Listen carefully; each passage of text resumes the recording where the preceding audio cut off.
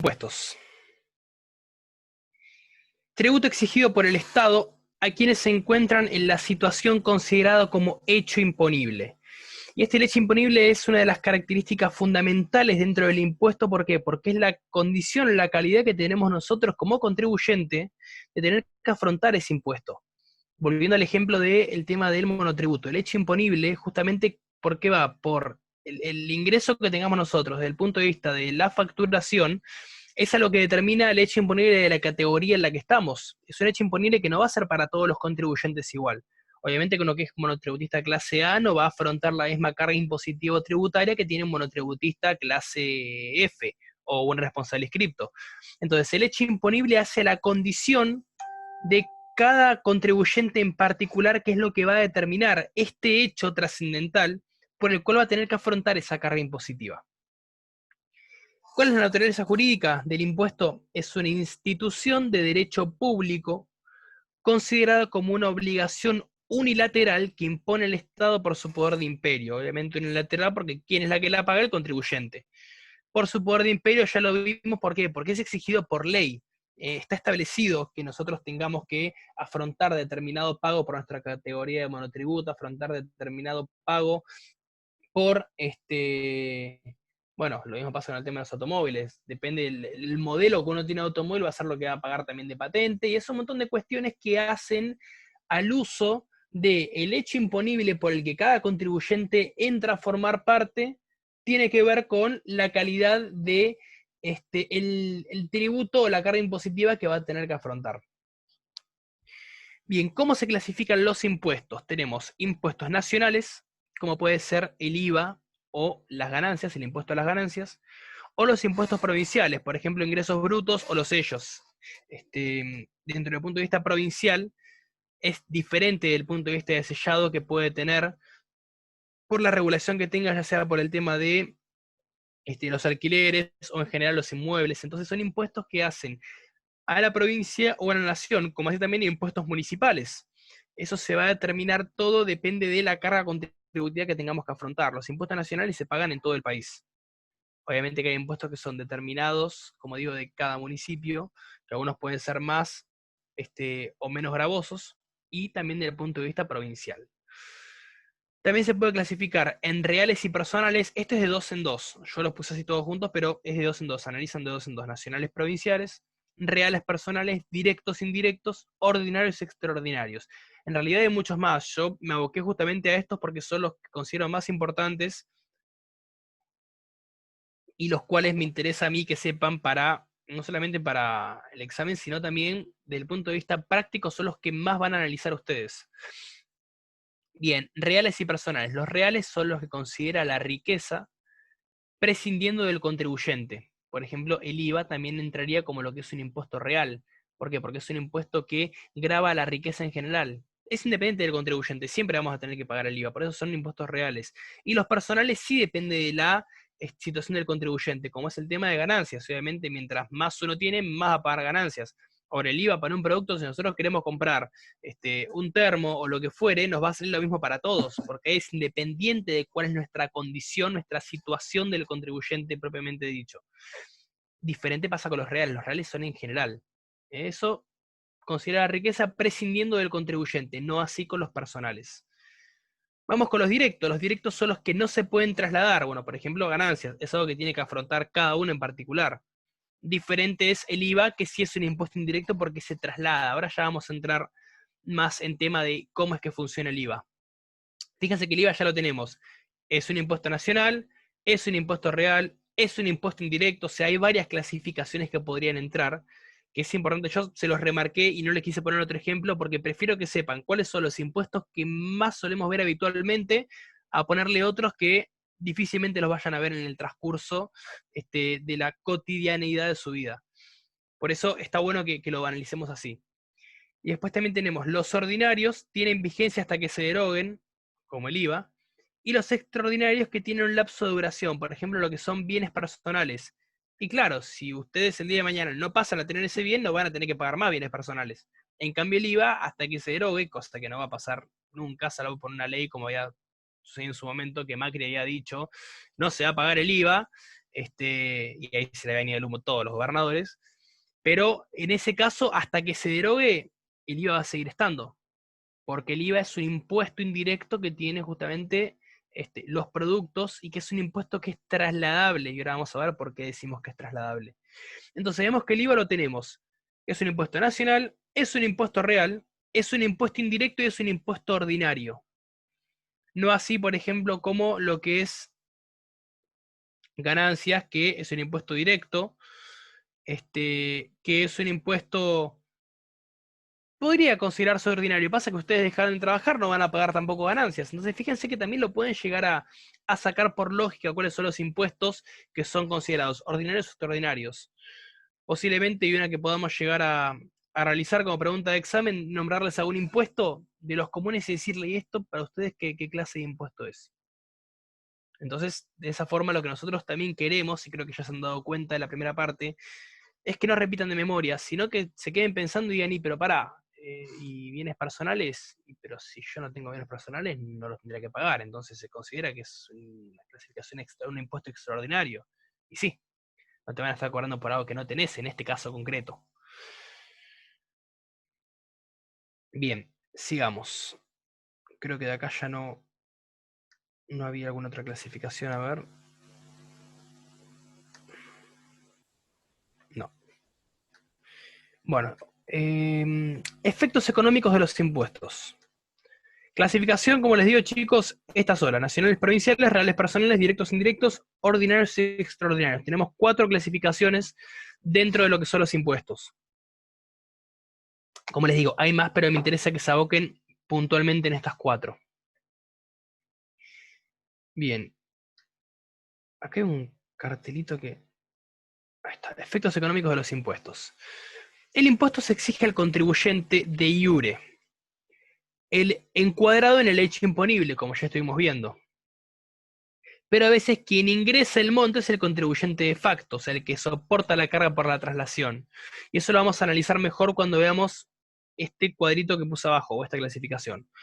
¿Cómo pueden ser los impuestos? Legales o ilegales, pero, a ver, ilegales no como la ilegalidad de que es una contravención a la ley, sino como que no está regulado en la forma en que se van a llevar a cabo. Legales, el contribuyente de iure lo asume y lo paga, por ejemplo, ganancias, bienes personales. Ilegales, el contribuyente de iure lo transfiere subiendo el precio del producto o lude el impuesto trasladándoselo al contribuyente de facto. Y esto es lo que pasa, y el ejemplo claro de esto lo tenemos en el IVA. ¿Por qué? Porque cuando uno, supongamos que, vamos a volver al ejemplo de que ustedes se abrían un pequeño negocio, estaban emprendiendo, y ustedes supongan que tienen un local de indumentaria y compran mercadería. Obviamente que esa mercadería ustedes ya se las van a cobrar un determinado precio, con un valor determinado, y el IVA ya está incluido. ¿El IVA ahí lo pagan ustedes? Sí.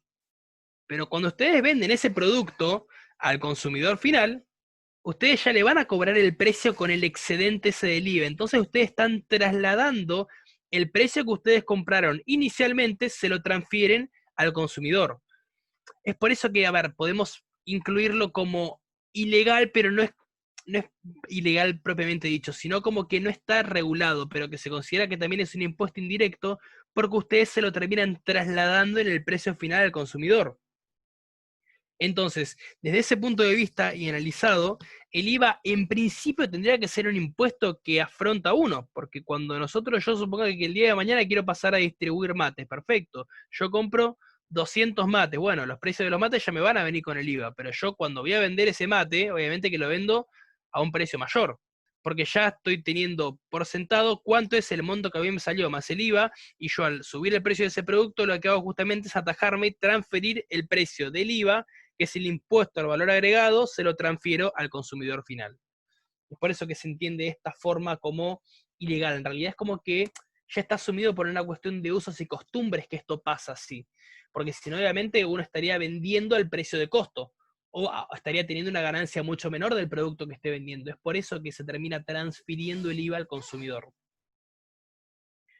Bien, eso en base a lo que es el tema de impuestos, cortito pero al pie. Como estuvieron viendo, hay una clasificación. ¿Qué es el IVA, que es el más importante de todos los impuestos? ¿Por qué decimos que es un impuesto indirecto? ¿Por qué se denomina en términos generales que es ilegal? porque es el contribuyente de facto quien termina soportando la carga de la traslación, las posibles preguntas que hagamos en base a este tema troncal. Vamos a entrar un poquito en lo que son las tasas.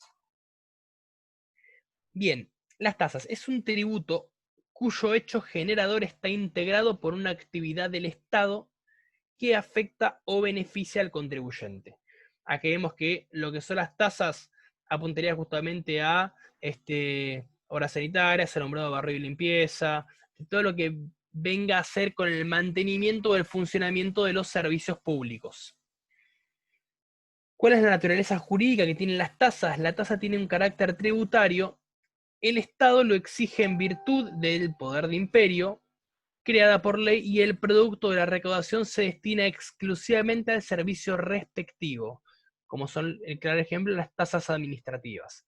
A ver, también acá el Estado hace uso de su poder de imperio, porque hay una ley que fija que nosotros tenemos que hacernos cargo de ese pago de las tasas, si no, obviamente nadie lo pagaría. Pero acá lo que vamos que la finalidad que vendrían a tener en este caso es justamente para el funcionamiento de los servicios públicos que hacen a la mejora de las condiciones, sean sanitarias, sean naturales, sean, qué sé yo, lumínicas, si uno quiere. Entonces, todo este tipo de cuestiones hacen en lo que son los pagos de las tasas. Bueno, carácter obligatorio del servicio de actividad. Entonces, el aspecto fundamental de la tasa, la prestación efectiva del servicio al contribuyente. Claro, justamente la finalidad que tiene entonces la tasa, a diferencia del impuesto, es que nosotros vendríamos a obtener una especie de beneficio público por el aporte de las tasas. A diferencia de lo que sucede con los impuestos, que justamente son contribuciones que nosotros tenemos que hacer por el simple hecho o por la simple característica de encuadrar en un hecho imponible. Bien, y ya pasamos a las contribuciones. Como ven, el tema de las tasas es cortito acá. El troncal, el más fundamental de los tributos es el impuesto, pero acá vamos a dividir justamente lo que son las tasas también y las contribuciones. Pasamos a la de lo que son las contribuciones. Contribuciones especiales. Tributo debido a un conjunto social por la realización de obras públicas. Puede ser por la realización de obras públicas, las contribuciones que lleven a cabo, por ejemplo, con el tema de los hospitales o con el tema de comisarías, con lo que hagan a la seguridad, la salud, o como les digo, justamente, el que es el famoso, el fundamental, los aportes jubilatorios que uno haga, considerado como una contribución, porque es un beneficio, en este caso a futuro, que uno pueda obtener por medio de ese pago que esté efectuando. Bien, acá tenemos, vamos a bajar un poquito el cuadro. Contribución de mejoras. Contribuciones especiales en las que el beneficio del obligado proviene de una obra pública que lo aumente el valor de su inmueble. Esto puede suceder, lo que pasó en el caso, bueno, acá un ejemplo claro, por ejemplo, lo que sucede con el tema de el Aldrey. Es un shopping del cual justamente esa obra pública, o supongamos que, sí, pero el Aldrey no sé si entraría porque no es una inversión hecha desde el punto de vista estatal. Si no me equivoco, creo que era más una entidad pública o privada. Supongamos un hospital que genere un movimiento que alrededor permita movilizar y agregarle un valor extra al inmueble que ustedes pueden tener. Imagínense un lugar despoblado y de repente se empiezan a crear obras públicas, de lo cual genera un aumento por exceso del valor que ustedes tienen. Eso es una contribución que se puede llevar a cabo para el inmueble que ustedes tienen. Eso levanta mucho lo que es la zona porque genera más movimiento. Supongamos que el día de mañana quieren abrir una nueva zona comercial. Supongamos que empiezan a, la parte de Constitución le empiezan a llevar a cabo más horas públicas que genera que tenga otro movimiento y otra afluencia de gente, y eso, si ustedes tienen un localcito ahí, obviamente que les va a generar mucha más movilidad de gente, va a hacer que si ustedes tienen algún departamentito ahí, aumente el valor de eso. ¿Por qué? Porque estas son contribuciones que aportan a la mejora, en este caso, del inmueble que ustedes tendrían. Relación entre el beneficio de la obra pública y el monto de la contribución. El monto del beneficio surge de comparar el valor del inmueble al finalizar la obra con el valor que tenía al comienzo. Acá lo que se trata de hacer es una suerte de comparar cuánto es que esta obra que se llevó a cabo terminó favoreciendo en la contribución que yo podía tener en este caso por mi inmueble, tomando el caso del ejemplo que estamos poniendo acá. Entonces es una suerte, digamos, de cálculo matemático que se hace para ver cuánto es lo que yo efectivamente tuve como ganancia real por esta contribución, esta mejora que se hizo que me permitió aumentar el valor del inmueble que yo tengo. Hay dos procedimientos para fijar el monto de la valorización.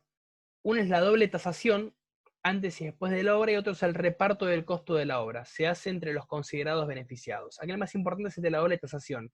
Esto lo que se hace es, la tasación se puede llevar a cabo mediante un valor real o un valor fiscal. La evaluación fiscal o la evaluación real. La fiscal siempre va a tirar para abajo, ustedes ya lo van a ver, o los que hayan cursado la práctica 2 o incluso procesal civil y comercial ya deben tener un poco más de noción de cómo funciona esto. Pero siempre en el caso de las dos sesiones es muy importante que depende del lado que ustedes se perfilen, pidan la tasación real, porque de esa forma también, primero que nada, sus honorarios van a aumentar, porque siempre es muy distinta la evaluación real de un inmueble que de la fiscal. La fiscal solamente tiene que ver por el pago de las contribuciones que se lleven a cabo y los impuestos que tenga que afrontar ese inmueble, y se han hecho mejoras y demás que no están computadas dentro de lo que es las dimensiones que se hayan hecho del punto de vista del agrónomo para saber cuál es efectivamente el alcance que tienen las mejoras de ese edificio, van a tener una evaluación que no es la que se aproxima al valor que va a tener. Entonces, cuando hablamos de la doble tasación es tasar el inmueble del punto de vista real de lo que valía y ver si esas contribuciones que se han hecho favorecieron para el incremento o el aumento, que obviamente va a dar un monto favorable, pero para tener una exactitud de cuál es el número que se ha llevado a cabo. Este es un ejemplo que lo explica Villegas de esta forma, creo que está bueno para entender cómo funcionan las contribuciones, no solamente, como les digo, desde el punto de vista del aporte que uno puede dar como una contribución tal vez de carácter personal, como es el aporte jubilatorio, sino dentro del punto de vista de un inmueble o de mejoras que puede llevar a cabo el Estado, porque convengamos acá también de lo que estamos hablando justamente es de las obras que se puedan dar en carácter público. Bueno, en base a lo que es contribuciones, como ven también es bastante cortito, conciso. Díganme si hasta ahora hay alguna pregunta de esto que estuvimos analizando, hay algo que quieran que volvamos a repasar. El impuesto al cheque si lo toman como extraordinario. Bueno, el impuesto al cheque en realidad, a ver, eso vendría a incluir obviamente ustedes cada vez que tengan que afrontar el depósito de un cheque, a ustedes les va a cobrar un impuesto el banco justamente. Ahora, no es algo que sí, ustedes tienen que afrontar cada vez que ustedes tienen que depositar un cheque. Entonces, yo no lo consideraría como extraordinario. Vamos a volver sobre esa clasificación. Está buena la pregunta.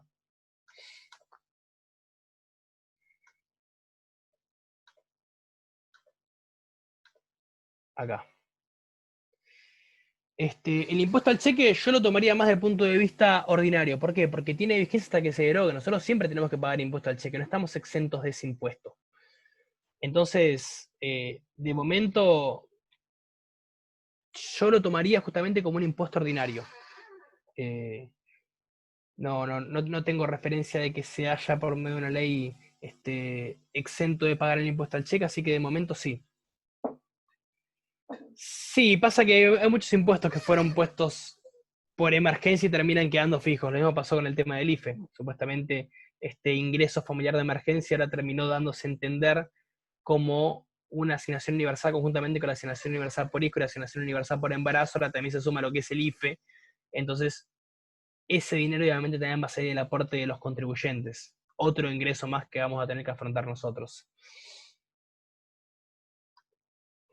Pero sí, en principio fue puesto como emergencia, pero yo creo que va a quedar fijo. Es muy raro que acá los impuestos se den por un lapso determinado. Ya generalmente una vez que los terminan dando a conocer y terminan siendo aprobados, rara vez terminan modificándose. Y cada vez terminan sumando más de los que venían siendo. Bueno, ya terminamos con lo que es el tema de recursos y con lo que es el tema de tributos.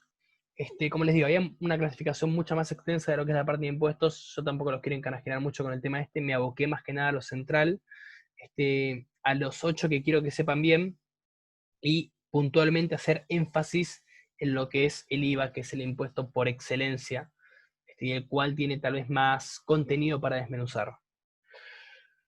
Bueno, ya estaríamos, Nico, no sé si alguno más tiene alguna pregunta para hacer. Yo ahora esto lo voy a adjuntar al grupo para que tengan este PowerPoint. Cualquier duda que tengan, me pueden avisar. El libro de Villegas, si quieren, creo que está en PDF. Lo pueden chusmear para reafirmar algún contenido de ahí. Con esto que estuvimos viendo, como les digo, es cortito tal vez, pero es bastante puntual. Entonces las preguntas que vamos a hacer van a salir de esto. Lo que se entiende por hecho imponible, cómo vendría a funcionar los contribuyentes, la relación que hay entre cuando ese contribuyente de facto de iure y cuál es la posibilidad que tiene para afrontar el pago, o cuál es el impuesto que puede trasladarse y en qué contexto se daría. Tenemos bastante para preguntar de este tema troncal. De este bolilla puntual, sí. Cuando analizamos lo que es recursos, solamente el artículo cuarto. Después voy a consultar con el doctor si quiere que metamos algún otro artículo más, pero como fundamental y como troncal, si después hay algunos artículos que salen de la 2456, será meterlos, como les digo, analizaba otro tipo de, de impuestos, de los cuales no quise complicarlos, porque la verdad yo prefiero que tengan esto bien en claro. Pero si llega a ver algún otro artículo, yo lo consulté con el doctor cuando armé este PowerPoint y prácticamente me dijo que es lo mismo que él suele dar, así que por eso no se preocupen, porque acá no hay disparidad de opiniones en base a los temas que doy yo o los temas que da él. Incluso fíjense que lo habrán visto en el parcial anterior. Los temas que vengo a dar yo generalmente son las preguntas que yo formulo en base a estos gráficos de PowerPoint, así que en base a eso, el artículo cuarto, sí, chicos, bien.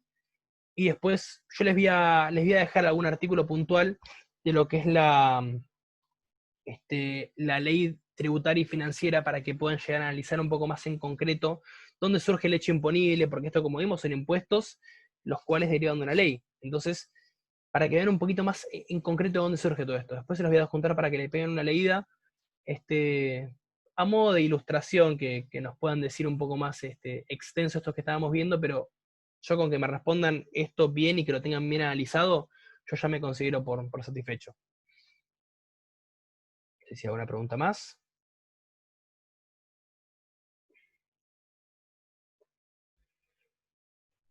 Hay que esperar a que termine la clase, Nico. Iba a decir eso, Lea. La otra clase todavía no se terminó de subir, de convertir. Te iba a pedir si te podías quedar para que se convierta. Los chicos, si quieren, pueden salir. Yo pauseo acá la Bueno, grabación. si quieren les puedo hacer un comentario. Últimamente estuve charlando mucho con Daniel Sapsay. eh, Pienso que ustedes lo deben conocer, es un constitucionalista muy bueno, la verdad que es de los mejores. Esta Cámara de Plata, que vamos a reunirnos en estos días para tener alguna charla. Y aproveché para preguntar algunas cosas de las cuales actualmente estoy viendo y creo que da motivo a desentrañar la opinión de un constitucionalista tan prestigiado como es él. Y le pregunté, a ver, puntualmente, cómo es que él estaba considerando lo que estaba pasando, juntamente, valga la redundancia, con el tema de Vicentín. ¿Qué opinión podía dar él desde su mirada como constitucionalista? Porque es distinto lo que uno puede ver por la tele, por el aporte que dicen los medios, que no son abogados y mucho menos son constitucionalistas. Entonces, la mirada de una persona que tenga tanto tipo de trayectoria, obviamente que ha escrito, es una eminencia en el derecho constitucional. Entonces, le pregunté cómo analizaba él esta cuestión que estaba sucediendo acá, y es lo que me dijo, y lo quiero compartir con ustedes. Le pregunté sobre la resolución por la cual Zanini le va a generar la posibilidad de que Vudú cobre su sueldo como ex vicepresidente. También me dijo algo muy interesante.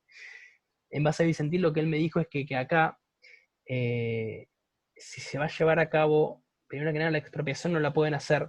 ¿Por qué? Porque, no sé si ustedes ya han cursado concursal, pero ustedes ahí tienen un interventor judicial, y el interventor judicial lo designa el juez del concurso, no se puede designar mediante un DNU.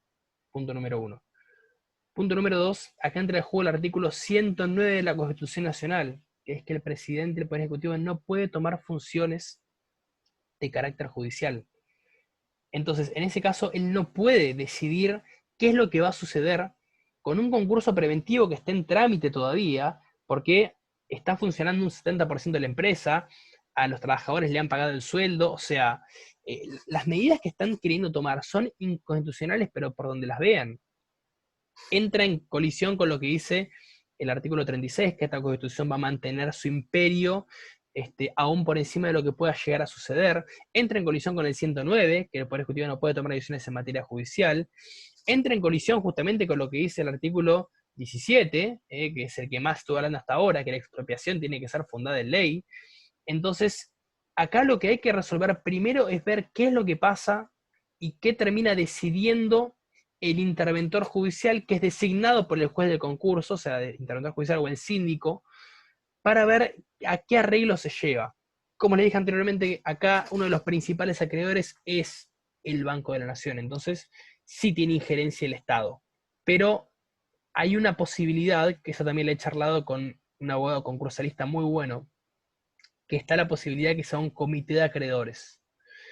Y en ese comité de acreedores, lo que se busca hacer es que el acreedor mayoritario, que en este caso si nos ponemos a dividir todos los acreedores que tienen el acreedor mayoritario sí tendrían que ser siendo el Estado, llegue a algún acuerdo con los demás acreedores para poder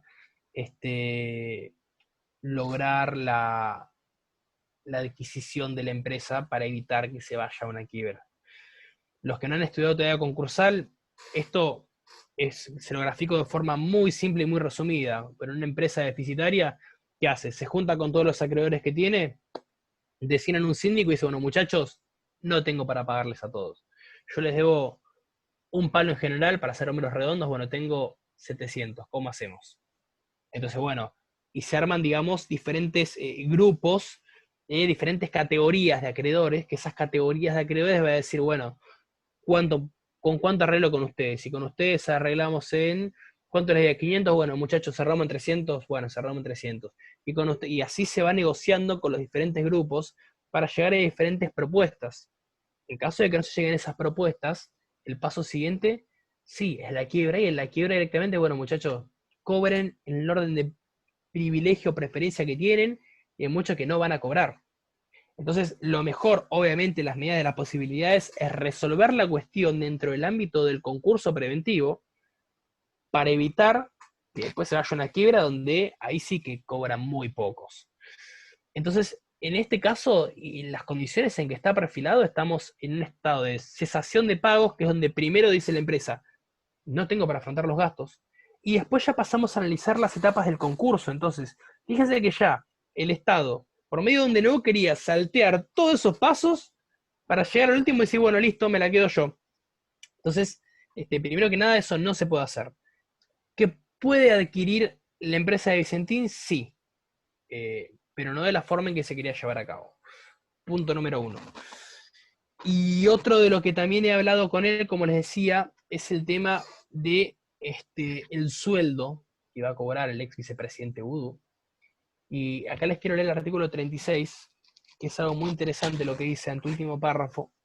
Yo le pregunté a ver si estaba bien la lectura que había hecho y me dijo que sí, que la verdad que era muy buena la opinión que había fundamentado, pero con una pequeña salvedad, que obviamente yo no me iba a dar cuenta y es por eso que Sapsai es quien es. Dice, atentará asimismo contra el sistema democrático quien incurriera en grave delito doloso contra el Estado que conlleva enriquecimiento, quedando inhabilitado por el tiempo que las leyes determinen para ocupar cargos o empleos públicos. Y esta inhabilitación, yo le pregunté, ¿también podría considerarse como cobrar un sueldo de ex vicepresidente? Y me dice, mira, la verdad que es muy acertada tu lectura, el problema es que él no tiene sentencia firme. Y al no tener Vudú sentencia firme, si no me equivoco era por el caso de Chicone, no se considera como que incurre en un delito doloso, porque para que incurra en un delito tiene que haber sentencia firme. Entonces, como que, a ver, la posibilidad está. Ahora, moralmente que se debe hacer, y no, es una locura.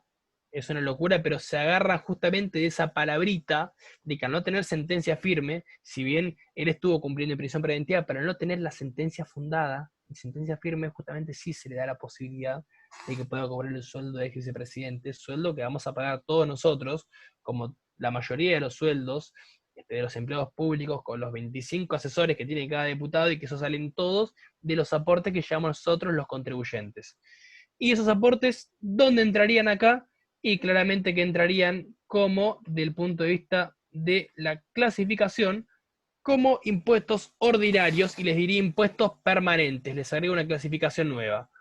Entonces, fíjense cómo todo tiene relación con todo, cómo se va vinculando, y cuando uno empieza a desentramar un poquito, cada vez le va agarrando más impotencia cuando ve el atropello y la violación, y cómo incurren las irregularidades de la Constitución por encima del verdadero esfuerzo que realizamos nosotros, los contribuyentes, los que trabajamos, los que tratamos de hacer una diferencia para sobrevivir, para dar nuestros pequeños gustos, para, qué sé yo, tener un departamentito, cambiar el autito cada tanto, pegarnos a un viajecito, por lo menos poder vivir bien con las comodidades que tenemos.